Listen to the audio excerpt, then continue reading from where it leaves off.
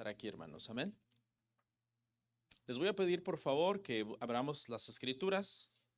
Vamos a leer en el libro de Apocalipsis, en el capítulo 20, del verso 1 al 10. Apocalipsis, capítulo 20, versículo 1 al 10. Dice la palabra del Señor así. Vi a un ángel que descendía del cielo con la llave del abismo y una gran cadena en la mano, y prendió al dragón, la serpiente antigua, que es el diablo y Satanás, y lo ató por 1000 años, y lo arrojó al abismo y lo encerró, y puso su sello sobre él para que no engañase más a las naciones, hasta que fuesen cumplidos cumplidos 1000 años. Y después de esto debe de ser desatado por un poco de tiempo. Y vi tronos, y se sentaron sobre ellos los que recibieron facultad de juzgar. Y vi las almas de los decapitados por causa del testimonio de Jesús y por la palabra de Dios, los que no habían adorado a la bestia ni a su imagen, y que no recibieron la marca en sus frentes ni en sus manos. Y vivieron y reinaron con Cristo 1000 años. Pero los otros muertos no volvieron a vivir hasta que se cumplieron los 1000 años. Esta es la primera resurrección. Bienaventurado y santo el que tiene parte en la primera resurrección. La segunda muerte no tiene potestad sobre estos, sino que serán sacerdotes de Dios y de Cristo y reinarán con él 1000 años. Cuando los 1000 años se cumplan, Satanás será suelto de su prisión y saldrá a engañar a las naciones que están en los 4 ángulos de la tierra, a Gog y a Magog, a fin de reunirlos para la batalla, el número de los cuales es como la arena del mar. Y subieron sobre la anchura de la tierra, y rodearon el campamento de los santos y la ciudad amada. Y de Dios descendió fuego del cielo y los consumió. Y el diablo que los engañaba fue lanzado en el lago de fuego y azufre, donde estaban la bestia y el falso profeta. Serán atormentados día y noche por los siglos de los siglos. Oramos. Muchas gracias, Padre, por permitirnos poder estudiar estos temas de los últimos tiempos, estos temas sobre escatología, y poder conocer los diferentes puntos de vista que ha desarrollado la Iglesia a lo largo de la historia del cristianismo con referencia a estos temas. Pedimos que nos ayudes, Padre, primeramente a poder comprenderlos, después a poder definirnos por una escuela escatológica de una manera saludable y bíblica, pero primero necesitamos saber por qué creemos lo que creemos. Ayúdanos a no crear controversias innecesarias en este tema secundario. Sabemos que dentro de todas las escuelas escatológicas que existen tenemos hermanos que tú has salvado, personas que sinceramente te aman, a los que tú amas y que también nosotros, Señor, debemos amar. Así que te pedimos todo esto, Señor, en el nombre de Jesús. Amén. Hermanos, como saben, hace 2 semanas retomamos los temas de escatología y vimos qué es el premilenialismo histórico y dispensacional hace 2 semanas. Hoy nuestro tema se titula ¿qué es el posmilenialismo? Vamos a hablar sobre el posmilenialismo y luego en 2 semanas vamos a ver ya la última, que es el amilenialismo.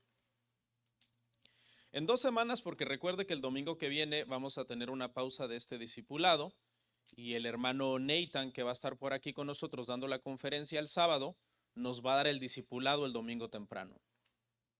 El tema va a estar muy interesante, no se lo pierda, se titula ¿cuál es la diferencia entre el protestantismo histórico y el neoevangelicalismo moderno?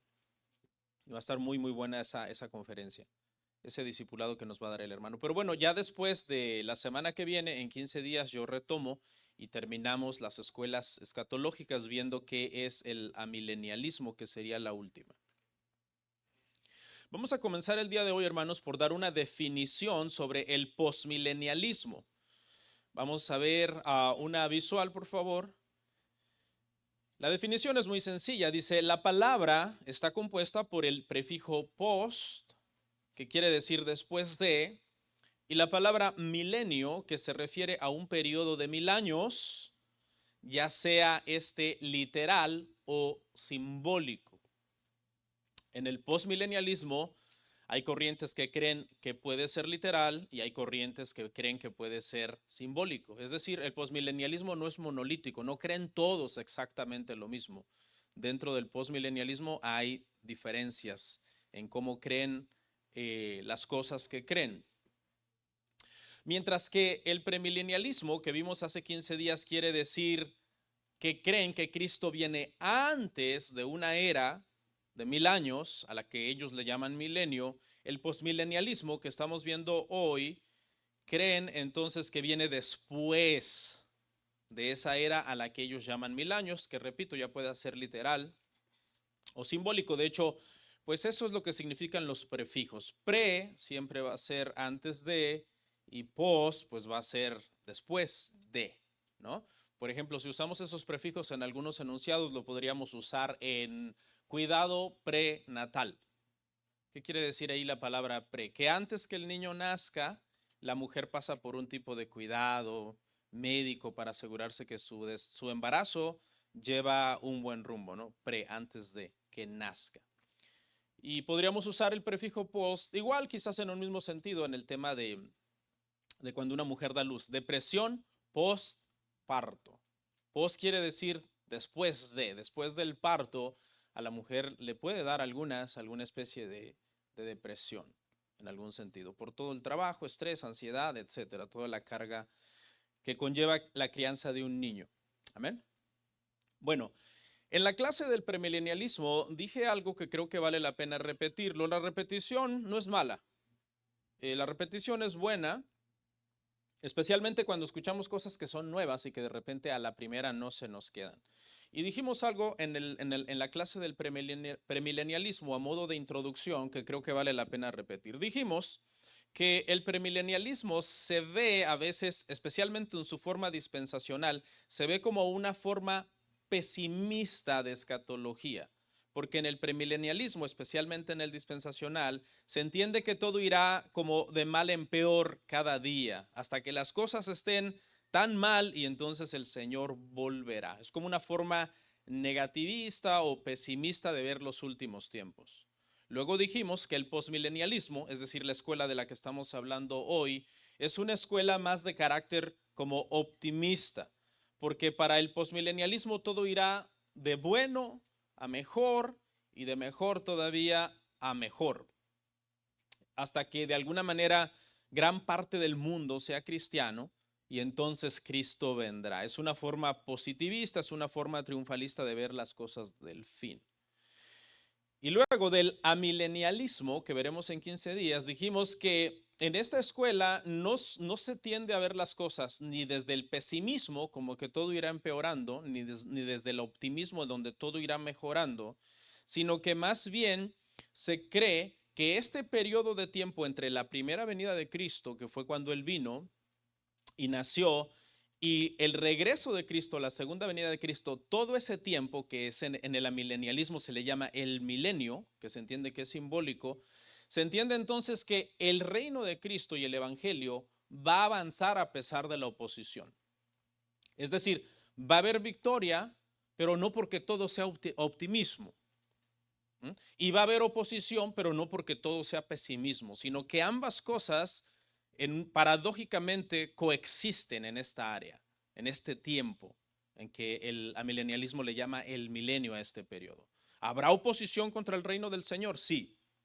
¿Habrá victoria de parte del reino del Señor? Sí, porque el reino del Señor tiene poder y la iglesia tiene poder para predicar el evangelio, las almas se salven y hacer avanzar el reino de Dios en la tierra a pesar de la oposición.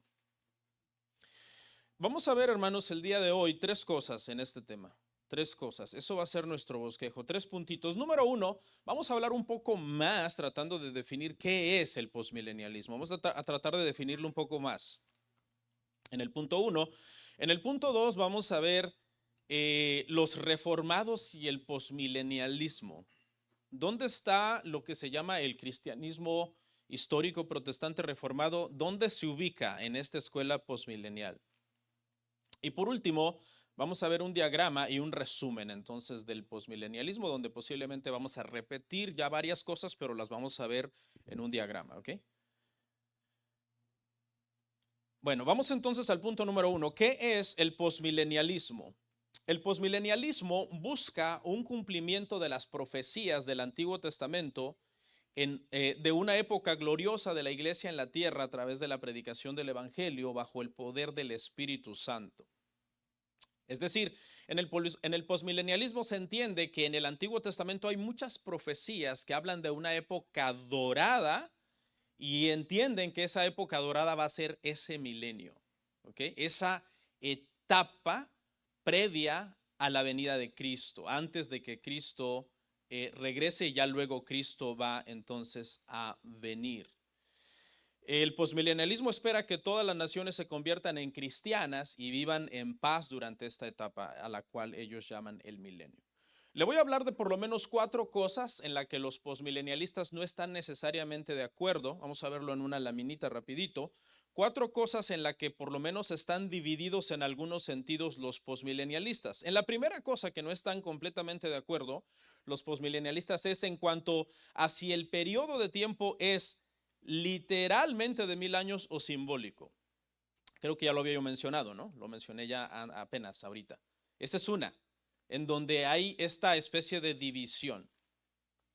Si usted se da cuenta, los posmilenialistas que creen en un milenio simbólico creen igual que los amilenialistas, porque los amilenialistas igual creen que el milenio no es 1000 años literales, sino un periodo simbólico de tiempo. Eso es muy interesante. Algunas personas confunden a estos posmilenialistas con el amilenialismo. En la segunda cosa, hermano, en donde no se está completamente de acuerdo en el posmilenialismo es en cuanto a si la era milenial comienza abrupta o gradualmente. Es decir, hay quienes creen que poco a poco, conforme va pasando el tiempo, se va a ir estableciendo el milenio, pero otros creen que será un hecho repentino. En algún momento se establecerá repentinamente el milenio. En la tercera cosa en que no hay un acuerdo es en cuanto a si es futura o actual. ¿Es el milenio algo futuro o es algo actual? Algunos entienden que la edad milenaria es completamente futura.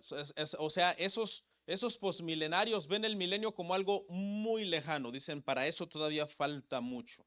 Pero la mayoría de posmilenarios argumenta que comenzará en algún momento en la era actual.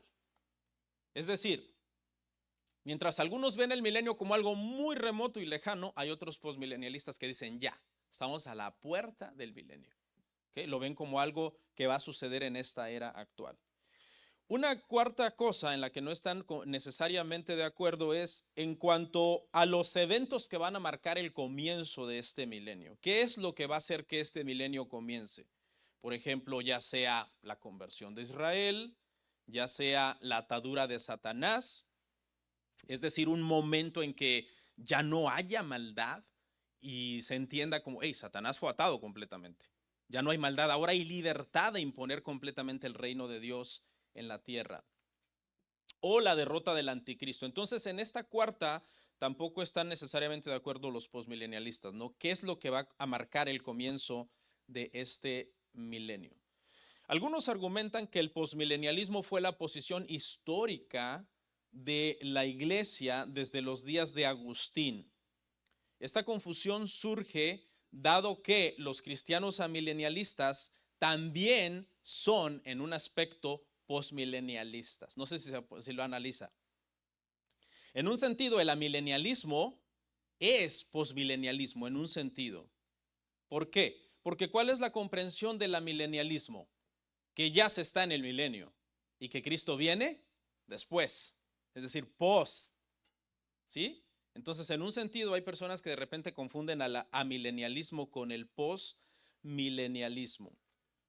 Entonces algunas personas dicen, bueno, si hay un amilenialismo histórico que data desde los padres de la iglesia y en un sentido el amilenialismo se parece con el posmilenialismo, entonces podríamos rastrear también el posmilenialismo hasta Agustín y algunos tiempos tempranos de la iglesia. Los teólogos, hermano, dentro del amilenialismo a menudo han contrastado el premilenialismo y el posmilenialismo. Es decir, el premilenialismo y el posmilenialismo en la teología se ve como polos opuestos, como cosas completamente contrarias la una a la otra, ¿no? Irreconciliables la una con la otra.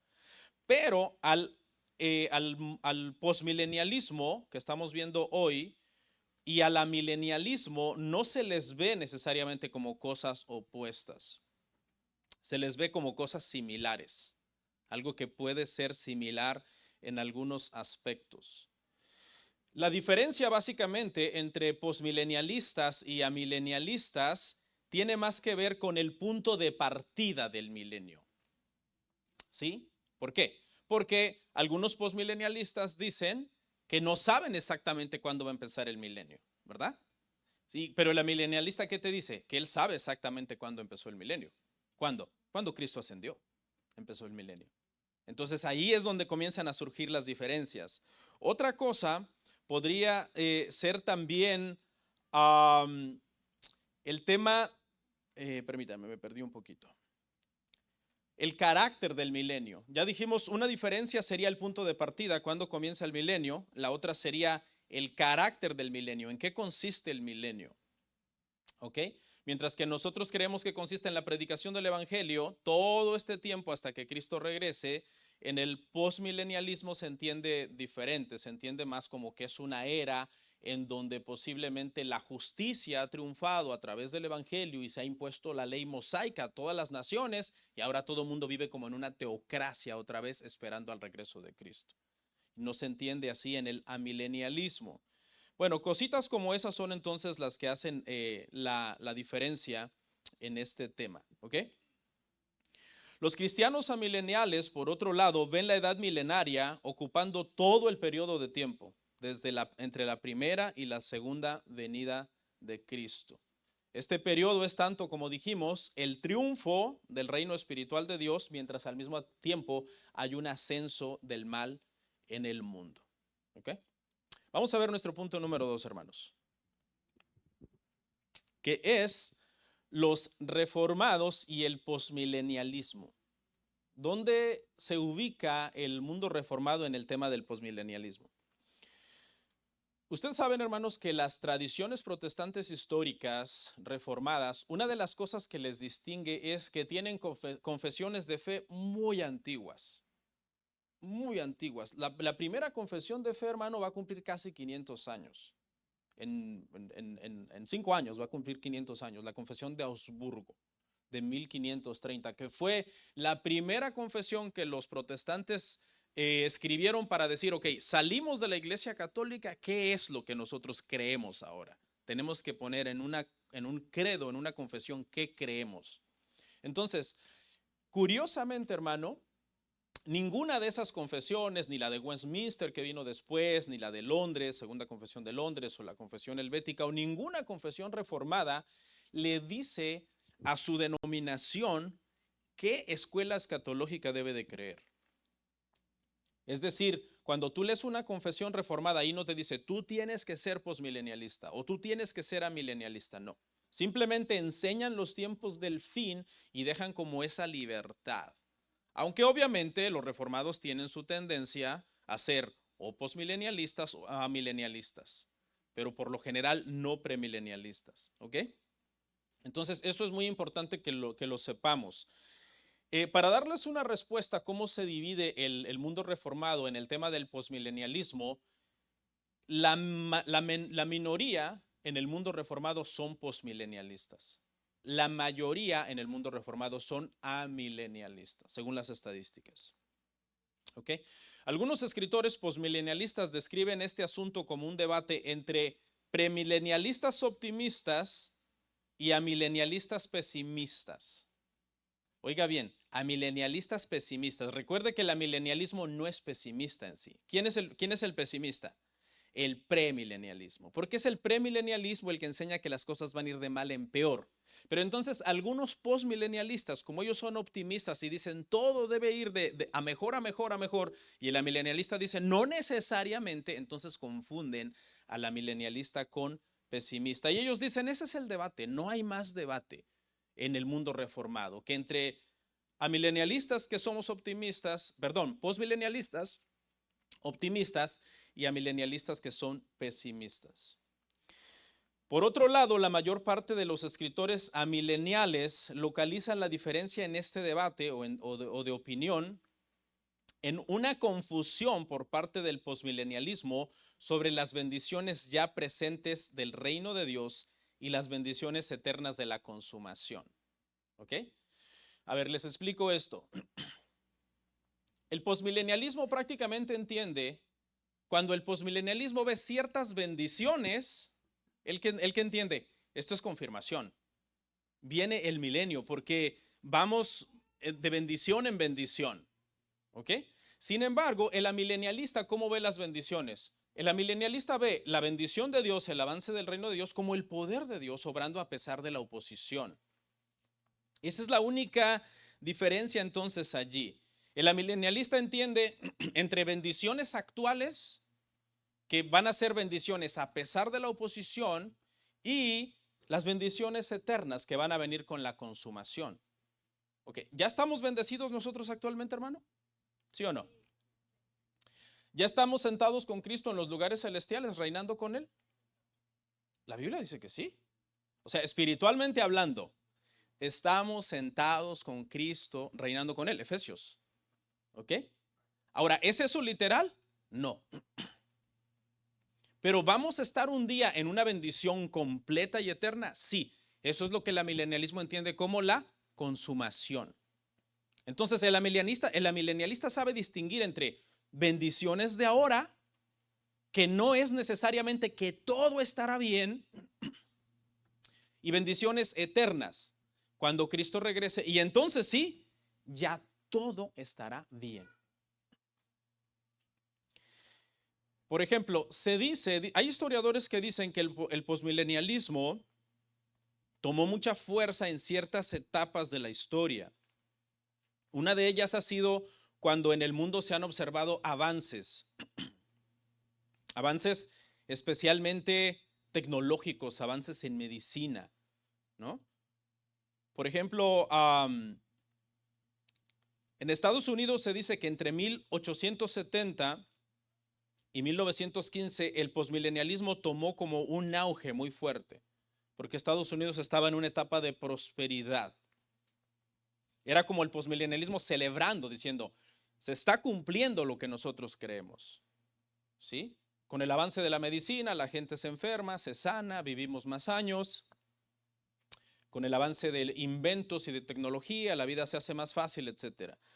Pero esa posición optimista recibió un golpe fatal cuando vino la Primera Guerra Mundial. Cuando vino la Primera Guerra Mundial, cuando vino una época de gran crisis en Estados Unidos que se llamó la Gran Depresión, una crisis económica. Cuando vino la Segunda Guerra Mundial y los nazis estaban matando sistemáticamente a millones de personas, entonces como que el posmilenialismo sintió que trastabilló, como que dijo, hey, pero sí íbamos muy bien, como que ya íbamos rumbo al reino. ¿Y qué pasó? Bueno, mucha gente perdió la fuerza en ese momento y si usted se da cuenta, para ese entonces, 1800, principios de 1900, ¿qué fue lo que tomó auge según el curso de historia del dispensacionalismo? El dispensacionalismo. El dispensacionalismo entró en escena y quitó de alguna manera del foco al posmilenialismo y dijo, no, nosotros los pesimistas somos los que tenemos la razón porque todo va de mal en peor. Primera Guerra Mundial, Gran Depresión, Segunda Guerra Mundial, se lo dijimos, todo va de mal en peor. Y de alguna manera dicen los historiadores que el posmilenialismo entonces perdió fuerza en ese momento. Bueno, vamos a ver por lo menos dos tipos de posmilenialismo que son dos escuelas que han resurgido últimamente, y una se llama la forma teonómica y la otra se llama la forma puritana. Mire, esas son las dos que vamos a ver brevemente y se las voy a describir. Yo sé que algunos es la primera vez que escuchan estos términos. Es normal, siempre hay una primera vez que uno escucha alguna cosa difícil o que nunca habías estudiado y qué bueno porque así ya dices, hey, ya sé lo que no sé, ahora voy a estudiarlo para saberlo. Entonces siempre hay una primera vez, ¿no? Bueno, vamos a ver una definición de estas dos. La primera, la versión teonómica, una definición de cada una. En la versión teonómica del posmilenialismo, los posmilenarios buscan una teocracia cristiana que se restaure en la tierra, algo así como someter a todas las instituciones a Dios. Enfatizan la continuidad del derecho civil aplicado a Israel bajo el antiguo pacto, pero ahora aplicado a todas las naciones bajo el nuevo pacto. ¿Ok? La postura teonómica, entonces, hermanos, del posmilenialismo tiende a enfatizar que las leyes morales del Antiguo Testamento deben de ser aplicadas a la sociedad moderna. ¿Ok? Que a través de esa aplicación, entonces, de esas leyes, se va a producir un mundo cada vez más justo, cada vez más moral, que va a reflejar el reino, entonces, de Cristo. Una vez que ese avance de la justicia, de una teocracia, refleje el reino de Cristo en la tierra, entonces Cristo regresará. Eso es lo que entiende esta escuela que se llama teonómica. Algo como logrado a través de la imposición de la ley, ¿ok? De la moral. Ahora vamos a ver una definición de la otra, que es la postura clásica puritana del posmilenialismo. La postura clásica puritana cree en un avance del reino de Cristo mediante la predicación fiel, la reforma personal y comunitaria y la influencia del evangelio en la cultura, pero sin necesariamente imponer un marco teocrático. Aquí está la diferencia. ¿Sí ve? Mientras que la teonómica cree que hay que imponer un marco teocrático basado en el Antiguo Testamento, y que de alguna manera el mundo vuelva a ser teocrático. ¿Se acuerda? El pueblo de Israel tuvo su tiempo en que era teocrático, ¿no? Había un rey, pero el rey se sometía ¿a quién? Al sacerdote y al profeta. Y Dios gobernaba al pueblo a través del sacerdote y el profeta. Eso fue antes del exilio. Luego cayeron en gran apostasía, fueron llevados cautivos y cuando regresaron, ¿cómo era el gobierno de Israel? Aunque estaban sometidos bajo Roma, los historiadores dicen que Roma les había dado libertad de culto y el país en sí se gobernaba teocráticamente también. Por eso es que vemos a Jesús todo el tiempo corrigiendo a los religiosos del siglo I, porque estaban gobernando el país teocráticamente, pero lo estaban haciendo de una manera corrupta. No estaban haciéndolo como Dios realmente mandaba en su palabra, sino a través de toda una tradición rabínica que ellos habían desarrollado, que hasta contradecía la Biblia. ¿Ok? Entonces, mientras que el posmilenialismo teonómico enfatiza el resurgimiento de esa teocracia, este posmilenialismo puritano, clásico puritano, habla entonces de una conversión, ¿ok? De una piedad generalizada en el mundo, pero a través de una conversión, no tanto a través de la aplicación directa de la ley del Antiguo Testamento a una estructura civil, ¿ok? En el mundo teonómico se entiende entonces que tanto civiles normales como magistrados deberían de someterse a la ley moral de Dios y entonces habría paz en todo el mundo. Pero en el sistema clásico se cree más a través de la predicación del evangelio.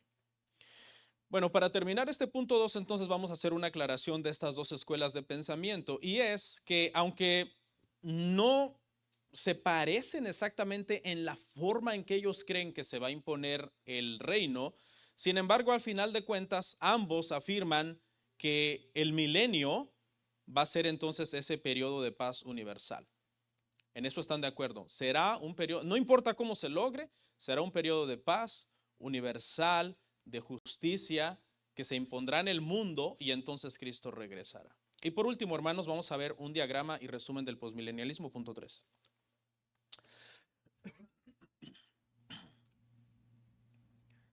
Bueno, ahí vamos a ver este diagrama. Para cada escuela, hermano, escatológica hay un diagrama, los hemos visto todos. Este sería entonces el tercer diagrama. Ya vimos el premilenial histórico, ya vimos el premilenial dispensacional y este sería el diagrama postmilenial. ¿Ok? Y usted lo ve, está bien sencillo, no está tan complicado, ¿no? No hay tantas cosas, hay una línea de tiempo, hay una primera línea vertical que es el inicio del milenio, el cual es debatible. Luego usted va a ver la línea de tiempo que corre, que se llama el milenio, ya sea literal o no. Luego la primera línea vertical que va a encontrar es un periodo de apostasía antes del regreso de Cristo. Luego la tercera línea vertical, el regreso de Cristo. Cristo regresa, hay una resurrección, un juicio final, cielos nuevos y tierra nueva. Hay unos detallitos obviamente que hay que analizar ahí en el reino, en la línea de tiempo que corre, que se llama el milenio, y eso lo vamos a ver entonces. Y en 5 puntitos así rapidito los vamos a ver. Este diagrama y este resumen entonces del posmilenialismo. Dejamos ahí el diagrama mientras yo explico algunos puntitos. Por ejemplo, el punto número 1 es que el cristianismo conquistará el mundo. Entonces, esto es el posmilenialismo en 5 puntos. Creencias del posmilenialismo en 5 puntos. El cristianismo conquistará el mundo a través de la predicación del evangelio, del poder del Espíritu Santo o de la imposición de una teocracia. El cristianismo entonces experimentará una tremenda expansión, no solo en términos de crecimiento numérico, misionero, sino también en términos de vitalidad espiritual. Esto hay que resaltarlo, es bien importante, porque el posmilenialismo no solamente entiende que el cristianismo se diseminará por todo el mundo, lo cual se puede hacer nada más de nombre, ¿verdad? El cristianismo se puede diseminar por todo el mundo y hacerlo de nombre, que todas las naciones digan, todos somos cristianos, vamos a poner en nuestra bandera una cruz. No, pero el posmilenialismo no enseña que solamente será de nombre, sino que verdaderamente habrá una vitalidad espiritual. Las personas de verdad serán cristianos, de verdad amarán a Dios y se someterán a su ley y vivirán para honrar a Dios y glorificar a Dios. Y entonces Cristo vendrá. 2. El segundo punto es que habrá paz y prosperidad en el mundo. Durante este largo periodo de tiempo, ya sea literal, 1000 años es largo, o simbólico, lo cual puede ser más de 1000 años, las influencias cristianas generarán una paz creciente y un bienestar económico en todo el mundo. ¿Ok? 3. Muchos judíos creerán en Cristo. ¿Okay? En el posmilenialismo se cree que en este periodo entonces, si se ha vuelto a la ley de Moisés, si se ha vuelto a una teocracia, si el mundo se ha cristianizado, entonces muchos judíos en este periodo creerán en Cristo. Ojo, no confunda esto con el sionismo evangélico, ¿no? Porque el sionismo evangélico lo que tiene es un amor desmedido hacia Israel, como que Israel es el pueblo de Dios. Y nosotros sabemos que el pueblo de Dios es la iglesia, ¿no? No confunda con eso. Simplemente que en el posmilenialismo se entiende que si todo el mundo se ha convertido a Cristo, todas las naciones se han convertido a Cristo, eso incluye a qué nación? A la de Israel o donde quiera que estén los judíos, porque la mayor parte de judíos ni viven en Israel. ¿Ok? Entonces, por eso se cree en una conversión entonces masiva, entonces en ese periodo y luego Cristo viene. 4, en el punto 4, se incluye una breve apostasía. Al final de esta edad milenaria se producirá un breve periodo de apostasía. Recuerde que le dije que iba a haber una vitalidad, de que la gente de verdad será cristiana, pero se da espacio y margen para una apostasía final. Mire, está marcada en amarillo en el diagrama. ¿Ok? Se entiende entonces que pudiera alguien apostatar y que se va a rebelar entonces en contra de, en ese milenio antes de que Cristo venga. ¿Ok? La diferencia con la apostasía del premilenialismo es que la gente se revela mientras Cristo está reinando físicamente en la tierra. Y en esta apostasía Cristo no ha venido. ¿Sí? Cristo todavía va a venir, es antes del regreso de Cristo. Y 5, y último, hermanos, entonces Cristo regresará. ¿Ok? Cuando Cristo regrese, sucederá la resurrección y habrá entonces un juicio final y se entran en cielos nuevos y tierra nueva. No alcanzo a ver aquí lo que escribí en ese recuadro blanco grande, lo voy a ver aquí en el PowerPoint para explicárselos brevemente y ya con eso terminamos, hermanos.